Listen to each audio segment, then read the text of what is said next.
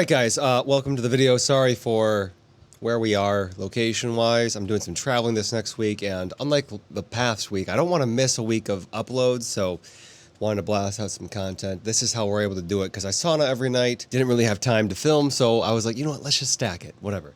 This won't happen again probably, so bear with me. Might be fun for you guys to see me progressively get sweatier throughout the video, but I wanted to bring you guys here and sit down and have a chat, have a sauna side chat about a realization that I've had, that I've spent thousands and thousands of dollars on guns, on rifles, on ammo, on, getting out, getting the opportunity to do some training. And if I'm being honest, if tomorrow I lost it all in a boating accident or something, and I had to start over again, I would probably do things quite a bit differently, if I'm being honest.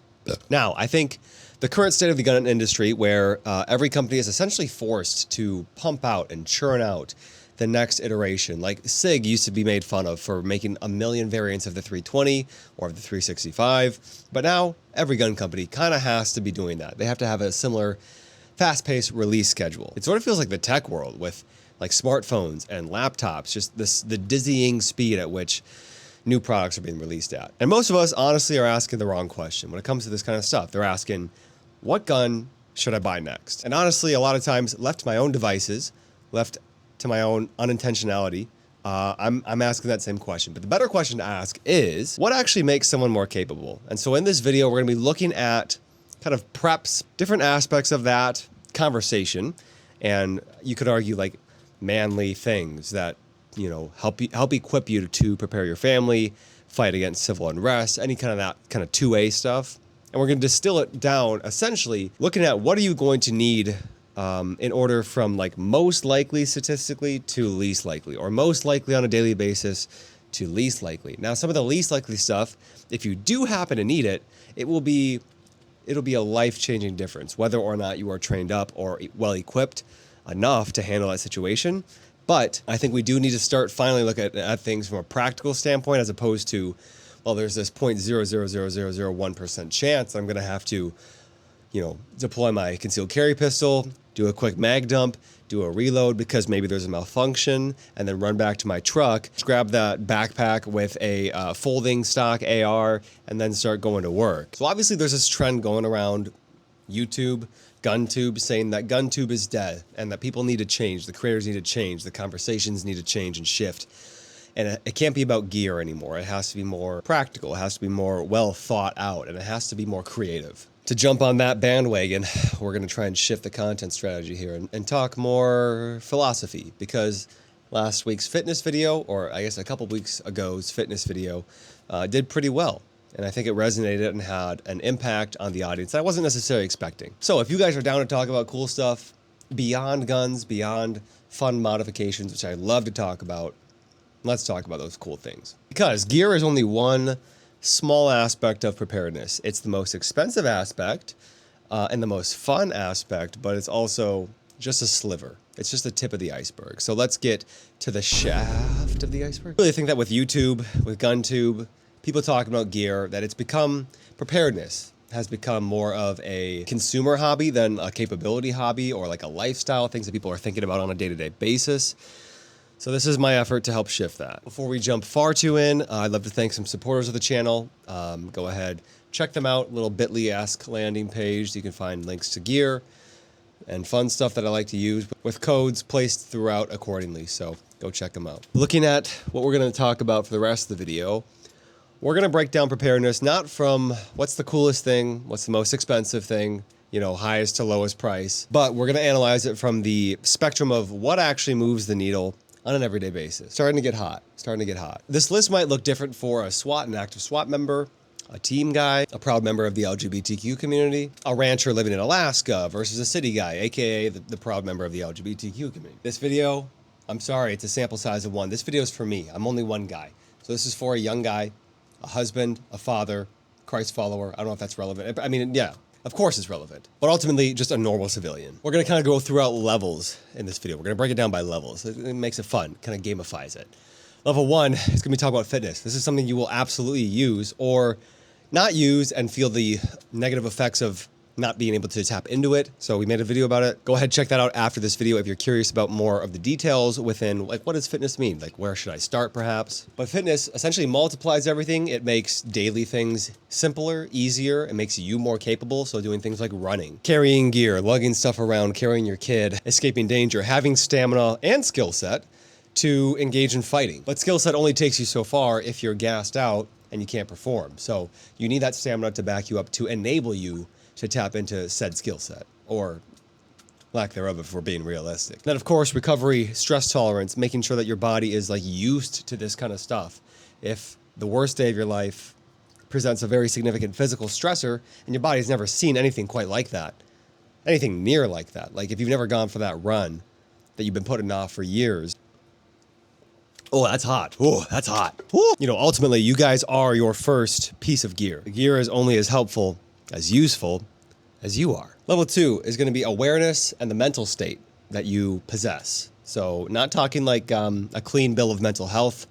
Obviously, if you're, paranoid schizophrenic and you have a weapon, a lot of things could happen. But essentially how you train your mind, what you feed it on a day-to-day basis, and how you set yourself up for failure or for success is going to matter greatly. So situational awareness is a pretty massive pillar. Like that in itself, situational awareness, even combined with being unarmed, not having a gun, not having a knife, just you and what you bring to the party. That I think I can confidently say will serve you as a fantastic buffer. Like it could be the difference of, you realizing something's maybe a little bit sketchy, taking the family, heading back to the car, and then just going home, putting the kids to bed. It's a good night. It's a typical night.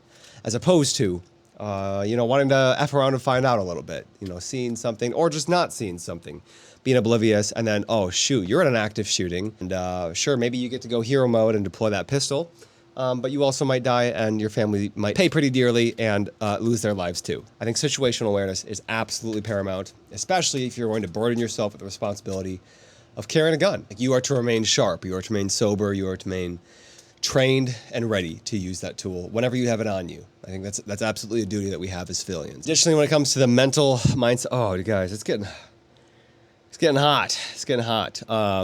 Continuing on, this mic might overheat.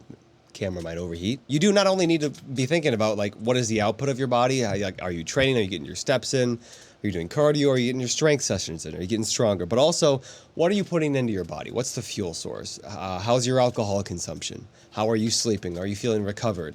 If you're using a fitness tracker, like I have stuffed into my waistband right now, it's the Fitbit Air, turned the wrong freaking way. That's nice. Like, all of these things affect how you're able to physically show up, how you're able to physically perform, as well as your willpower and your decision-making, things that are critically important when you have a firearm in your waistband. And I think people are aware of that, like criminals, people who are up to nefarious things, people who are high potentially. I think they're either consciously or subconsciously aware of who is or is not situationally aware. I mean, you ask, there was an interview of these like ex-child predators. I guess you can never be an ex-child predator. Like you're either a child predator or you're not. One of the guys was like, yeah, the biggest like deterrent for me is like, is there an active dad? And is that dad observant? Is he physically fit? Does he look like a threat? Or does he look like a walk in a park and I can just take that kid from him and do whatever I want to that kid? It sounds freaking awful. It sounds vile and disgusting. But unfortunately, show of force, and I guess it kind of does boil down to like looks in a way, in more of a projecting masculinity way as opposed to projecting attraction way. Like you're trying to not attract. You're trying to do the opposite of attract. Oh, it's getting very hot, guys. I might have to leave. I might have to change it up here. Okay, I'm sorry. All right, boys, just got out of the sauna. I'll throw a shirt on in a second here. I just gotta cool off here. Essentially, mental sharpness, that's gonna be, I feel like, the next important thing to invest in, to double down on, and to work on, although it's not the sexy thing to work on. I'm not saying you have to go monk mode and deny everything else, but I think it is important to dedicate, I want to spend intentional time growing this skill or growing this aspect, whether it comes to the physical fitness or the mental discipline, the mental fortitude, sharpness aspect. Maybe put the rest of the things on maintenance mode, fitness on maintenance mode, dry fire, all of these things, gear acquisition and gear research, and maybe focus more on like journaling techniques so you can keep track of your growth. Focusing on keeping that phone in the pocket so you have your eyes and ears sharp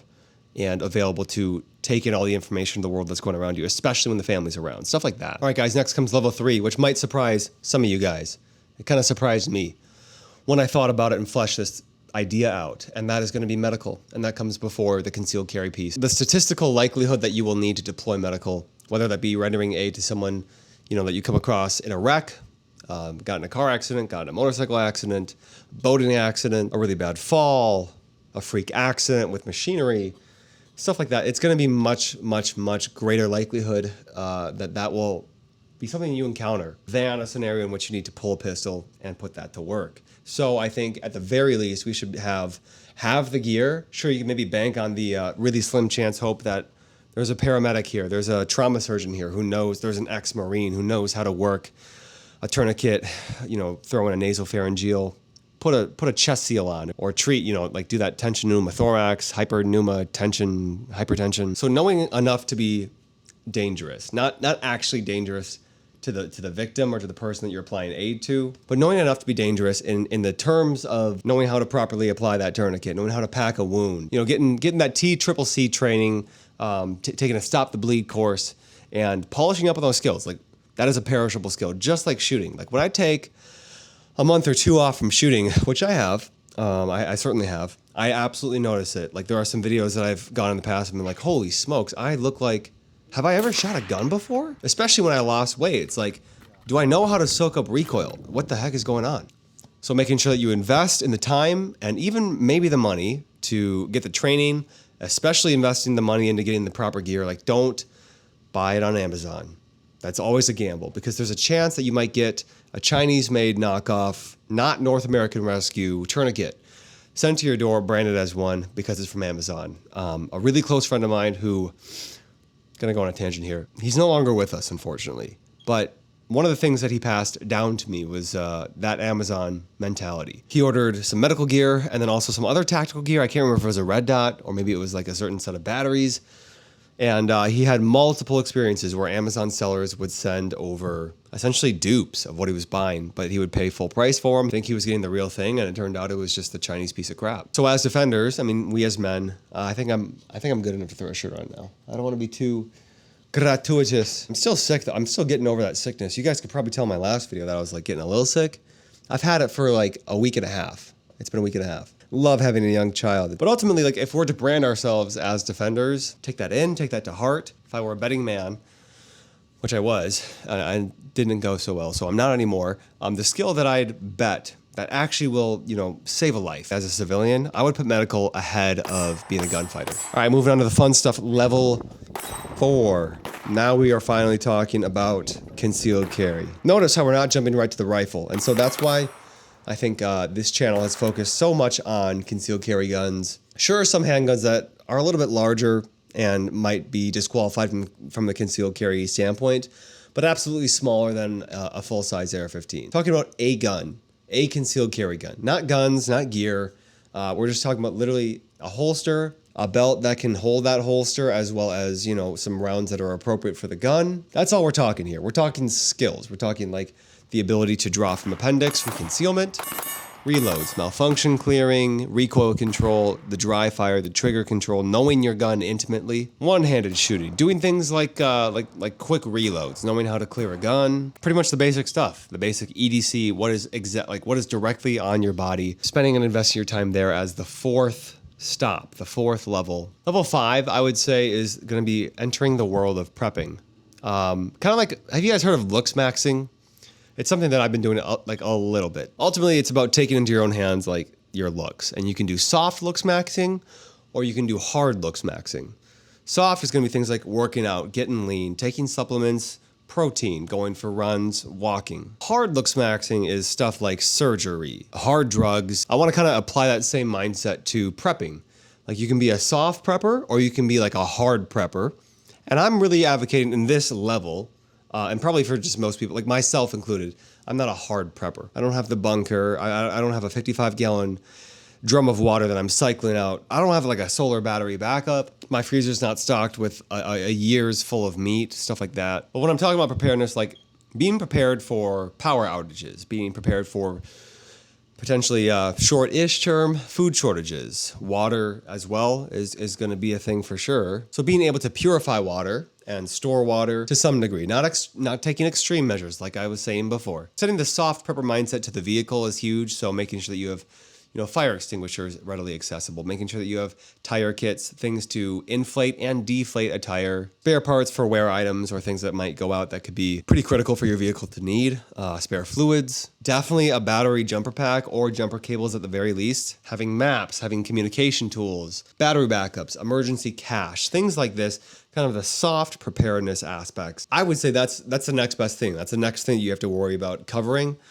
before you start diving into the world of, okay, what's going to be my first AR? What's the home defense AR? What is the go to war AR? What kind of 6-arc build am I going to have for taking that mile-long shot? Those things are definitely fun.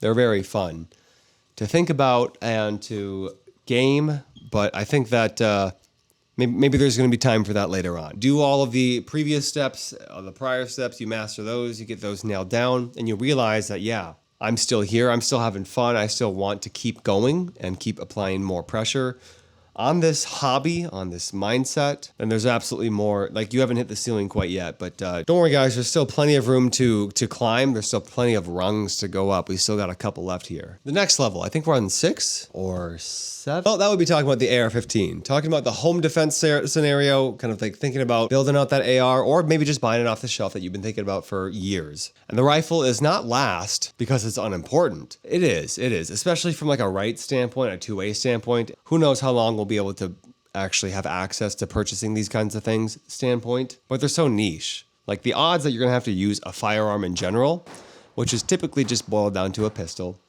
are so slim to none. And the odds that you'll need an AR-15 to defend you, your family, they're pretty much zero. They're basically zero. It's still important to have that capability. Still important to be able to be that kind of asset to whoever might need you if that time does come up. So obviously you got the AR, you've got training, getting familiar with the platform, with the furniture, whatever configuration you have set up. This one's kind of half-baked, but like whether you got an LPVO or a red dot, whether you have a rifle configuration or a pistol configuration, whether you've got a suppressor or you're running, you're just raw dogging life and you're going that short barrel with a muzzle brake, whether you're doing 300 blackout or 5.56 or 6-arc, whether you're going night vision or white light. This is not how this is going to look in the end. This is absolutely stupid, by the way. So many things to consider when you're looking at building out your AR. Real quick, do want to shout out AT3. They sent this handguard out to me for free. And Firefield, they sent this 1 to 4 LPVO out for me to use on this 300 blackout build. So excited to do a final configuration build out and put this one through its paces. Now, absolutely, a rifle is a much more capable weapons platform in terms of being able to put down a threat, stop a threat than a handgun is. But the concealability is absolutely going to be a major factor in realizing that that's going to be your first line of defense. Your handgun is your primary weapon as a civilian. So it feels kind of backwards. Like, the rifle is going to be your secondary, tertiary, quaternary. I don't know what the fourth one would be. First is going to probably be like diffusing words, maybe situational awareness. Second is going to be some haste, getting out of the situation, hightailing it, grabbing your family and trying to get out of there. Third is going to be realizing, oh shoot, maybe I'm actually kind of stuck here. Maybe there's not enough time, or it puts too many people at risk. So, all right, I'm going to pull this pistol. Fourth might be that spare magazine for the pistol if you run dry or if you have a malfunction. Fifth might be going to the truck. Oh, I do have the truck gun. Wait, but I'm at my truck, so I can go home. I do have like a dedicated truck gun set up that I could do a truck EDC video in the near future. But yeah, so kind of the last stop is like the rifle. And then obviously, even beyond that, you have the plate carrier, you have the night vision, you have the suppressor, you have thermal optics, you got drones, you have an anti-drone gun, you have all these other ways of increasing the capability of blowing your financial future to think and to buy into the preparedness ethos. So ultimately, I think this world that we live in, this world that we're really excited about and trying to evangelize and push out there, I think it does have a point of diminishing returns, like a lot of things, like most things. So I think buying that gym membership or investing the money to get yourself a little setup that you can hit consistently, that's going to be your biggest mover. That will be your biggest mover. Spending the time to be intentional about how you interact with the world around you when you're outside of the walls of your home. How present are you? How intentional are you? What are you picking up on? What are you missing out on? That's huge. And that's free, my friends. That's free. The $500 to $800 handgun, maybe some upgrades, maybe an optic, maybe a light, great holster from TXC, great belt from Agitek, stuff like that. Going to be a massive, massive improvement. I think when it comes to spending your dollars, that's going to be the biggest bang for your buck. Pun intended. And then dropping your money on some medical, picking up a cheap AR or something that you feel confident with training, and you're good. I think doing a quarterly, doing a semi-annually, doing a annual audit of where you're at. Like, have I checked these boxes? Am I actually justified in being in step 7, level 7, where I'm thinking about buying a plate carrier? Well, okay, how's my fitness looking these days? Have I kind of like, started eating more pizza, drinking a couple more beers than I ought to be? And did I let things go? How's my phone usage habit? What's my screen time saying? Am I identifying interactions in public? I think we should be revisiting stuff like this, running back a little self-grading system to keep ourselves accountable. Because once you get to the titanium firing pins, you get to the extended mag releases, and you get to the, your 4th or 5th LPVO, the returns on your investment become pretty much negligent, and you're just throwing money away at that point. Don't confuse collecting. Like, there's nothing wrong with being a collector. I think that's cool. I think that's fun. I probably would qualify myself under that category if I were to be honest. But I also try and be a man wearing multiple hats. But ultimately, don't confuse collecting with becoming more prepared, because that's a big mistake and a big identity mistake where you become like you're a LARPer essentially. Because these days more than ever, when you wrap identity up into marketing, when you wrap identity up into FOMO, it's very easy to trick people. It's very easy. So my goal here is to not trick people. In my own mind, it's so easy to justify buying new gear, getting the latest thing, and not really ever getting off of that upgrade kind of trap, because it's much harder to get up and work out. It's much harder to do the dry fire reps when you've done that draw. You've practiced that draw a million freaking times. It's so boring, especially the medical part. That's not something that I have revisited for a very, very long time. And don't even get me started on that reducing distractions portion. I mean, holy smokes, guys. My screen time, abysmal. So just know that I'm not perfect. I'm nowhere close to being that. And I think if anyone else on this space is telling you that, or trying to convince you that they are, they're just freaking lying to you, bro. They're just lying. My hope is that with every video that I make, with every gun that I highlight, talk about, feature, that I get myself and you guys one step closer to being a more capable husband, father, neighbor, maybe one step closer to being a follower of Christ, better protector, and not just a better consumer, not just popping that next blue pill, Ultimately, at the end of this channel, whenever this channel ends up going to the grave, that's all that I could ask for. So thank you guys. I love you guys. Thanks for spending your time here with me. Let me know in the comment section down below if you have any thoughts, anything going on between. Let's start a conversation. Let's talk. We'll see you down there. Catch you guys later.